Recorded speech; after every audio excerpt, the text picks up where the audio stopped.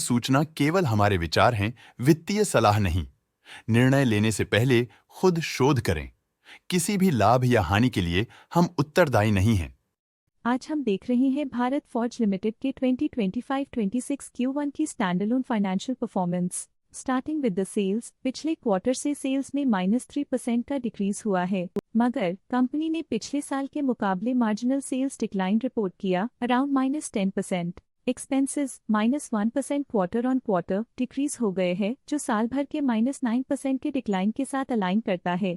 Expenses में decrease अच्छा है, लेकिन सेल्स में डिक्रीज निराशा की बात है। ऑपरेटिंग प्रॉफिट, जो पिछले साल के कंपैरिजन में -12% डाउन हुआ है, quarter on quarter around -7% decrease हुआ है। Operating profit margin OPM annual basis पे -1% से डिक्रीज हुआ है और पिछले क्वार्टर के कंपैरिजन में -1.5% से डिक्रीज हुआ है। एक्सेप्शनल आइटम्स को ऐड करके अदर इनकम पिछले क्वार्टर के कंपैरिजन में 52% बढ़ गई, बावजूद इसकी ईयरली ग्रोथ लगभग 1.5 गुना हुई है। इंटरेस्ट एक्सपेंसेस पिछले क्वार्टर से -11% डाउन हुआ, लेकिन ईयर ओवर ईयर डिक्रीज -25.5% हुआ है। डिप्रिशिएशन कॉस्ट में 0% का क्लाइम देखने को मिला और ईयरली बेसिस पे 3% का इंक्रीज देखा गया। प्रॉफिट बिफोर टैक्स एनुअली 21% बढ़ा, लेकिन प्रोसीडिंग क्वार्टर से -5% डिक्रीज हुआ है। इस साल कंपनी ने 27% टैक्स पे किया और क्वार्टरली कंपनी ने 24.5% टैक्स पे किया है।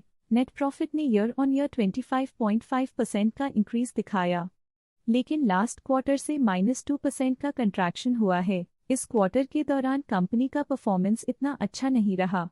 नेगेटिव नेट प्रॉफिट लॉसेस को इंडिकेट करता है। वहीं अगर एनुअल एनालिसिस की बात करें तो इस साल कंपनी का परफॉर्मेंस अच्छा रहा। अर्निंग्स पर शेयर EPS में साल भर में 1% का इंक्रीज देखा गया, लेकिन क्वार्टरली में 2% की गिरावट भी नजर आई। इस क्वार्टर में कंपनी का EPS इतना अच्छा नहीं रहा। नेगेटिव प्रॉफिट कमजोर एफिशिएंसी को दिखाता है। भारत फॉर्ज लिमिटेड के फाइनेंशियल स्नैपशॉट को रिव्यू करते हुए कुछ मुख्य ट्रेंड्स सामने आए हैं, जो कंपनी की परफॉर्मेंस पे रोशनी डालते हैं। जून 2022 से जून 2025 तक भारत फॉर्ज लिमिटेड की फाइनेंशियल जर्नी में सबसे पहले बात करते हैं सेल्स की। इस साल -6% की कमी के बावजूद पिछले 4 सालों में सेल्स में 29.5% की वृद्धि हुई है। इस साल सेल्स में गिरावट आई है, लेकिन पिछले 2 साल में अच्छी ग्रोथ हुई थी, जो एक अस्थायी रुकावट को दर्शाता है। अब बात करते हैं एक्सपेंसेस की। इस साल एक्सपेंसेस -5% घाट गए हैं, लेकिन 4 सालों में 29% का इजाफा हुआ है। इस साल हालांकि एक्सपेंसेस सेल्स से थोड़ा ज्यादा बढ़े हैं, मगर ग्रोथ रेट्स का करीब होना स्टेडी ऑपरेशनल कॉस्ट को दर्शाता है।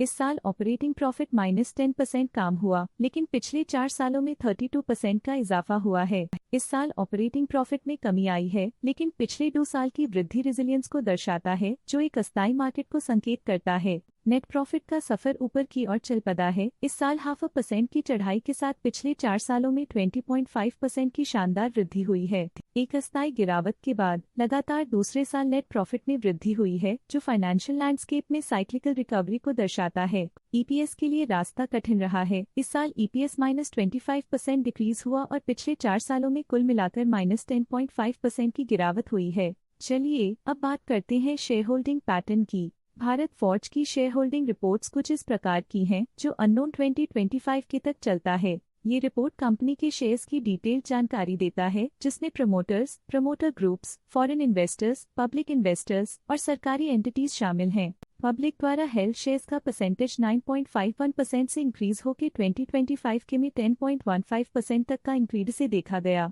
ये चेंजेस स्टेट है कि पब्लिक की इन्वेस्टमेंट कंपनी में क्वार्टर टू क्वार्टर इंक्रीज हुई है। जब कंपनी के शेयर्स का अधिकतम हिस्सा प्रमोटर्स, FII, DII या गवर्नमेंट के पास होता है, तब ये माना जाता है कि कंपनी मजबूत हाथों में है, जो स्थिरता और मजबूत समर्थन को दर्शाता है और इस मार्केट की स्थिरता बनी रहती है। DII, डोमेस्टिक इंस्टीट्यूशनल इन्वेस्टर्स, ने अपना शेयर होल्डिंग 2025 में 30.35% से 2025 में 31.41% तक इंक्रीज किया। ये बताता है कि डोमेस्टिक इंस्टीट्यूशंस ने कंपनी में अपना इंटरेस्ट 1.06% तक इंक्रीज किया है। फॉरेन इंस्टीट्यूशनल इन्वेस्टर्स की शेयर होल्डिंग में थोड़ा डिक्रीज आया 2025 के से 2025 के में, जो दिखाता है कि फॉरेन इंस्टीट्यूशंस ने अपने स्टेक को क्वार्टर टू क्वार्टर -1.7 से डिक्रीज किया है, जिसे पता चलता है कि उन्होंने अपनी इन्वेस्टमेंट्स को पुल बैक किया है। ये था कंपनी का करंट शेयर होल्डिंग पैटर्न। अब नजर डालते हैं भारत फॉर्ज के स्टॉक रिकमेंडेशन पे। लॉटस स्टॉक का करंट प्राइस 1315.6 रुपीस चल रहा है। मोतीलाल ओसवाल ने स्टॉक की होल्ड रिकमेंडेशन दी थी।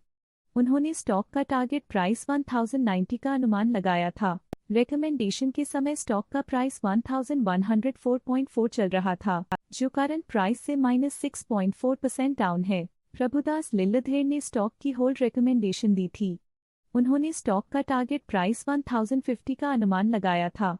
रिकमेंडेशन के समय स्टॉक का प्राइस 1105.55 चल रहा था, जो करंट प्राइस से -2.4% डाउन है। आज के लिए फाइनेंशियल सेक्टर में इतना ही। देखने के लिए धन्यवाद। स्टॉक लेटेस्ट न्यूज अपडेट के लिए चैनल को सब्सक्राइब करें और वीडियो को लाइक एंड शेयर करें।